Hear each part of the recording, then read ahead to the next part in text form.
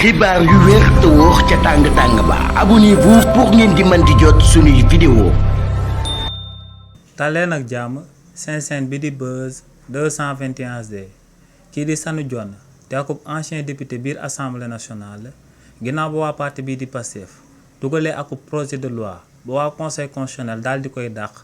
te waa opposition bi daal di wax que ne waa parti bii di Pastef dañoo bëggoon a oolu ay magistrat bëggoon leen a toroxal ci biir assemblée nationale te li ni mel moom moo sabab waa conseil constitutionnel daal di dàq projet de loi boobee kii di Sanu Dione andi na ci ay leeral. kii di Sanu Dione ne projet de loi bi nga xam ne moom la waa conseil constitutionnel daal di dàq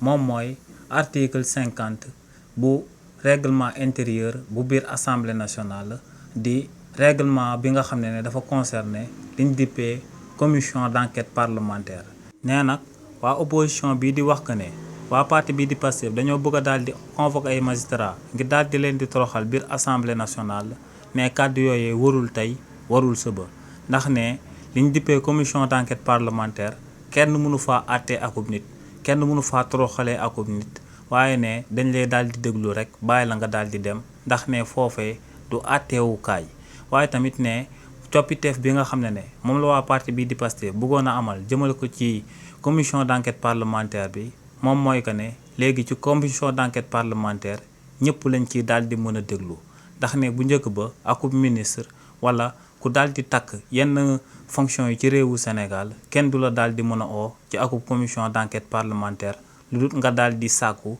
ci ministre de la justice mu daal di lay may li ni mel ba noppi. nee nag loolee lañ bëggoon a dakkal di mën a oo ay ministre di mën a oo ay magistrat di mën a oo képp kuy takk akub nombal tànk ci réewu Sénégal te doo jaar ci ministre de la justice. nee nag ci article 50 boobee ci alinéa 2 bi waa parti bii di Pastef dañoo sàkku woon ngir bu fekkee ne dañoo daal di oolu akub nit mu bañ a daal di ñëw biir assemblée nationale président de l'assemblée nationale daal di sàkku ci takk der yi ngir kookee ñu daal di koy jëli par la force mu daal di ñëw biir assemblée nationale ñu daal di koy déglu waaye ne déglu la biir assemblée nationale ba tey du juger la biir assemblée nationale ndax ne akub commission d'enquête parlementaire mënuñ faa daal di jaaree daal di humilier wala ñu daal di àtte benn nit ci réewu Sénégal waaye ne déglu la rek la akub commission d'enquête parlementaire mën a daal di mën. donc ne lu leer ba am moom mooy que ne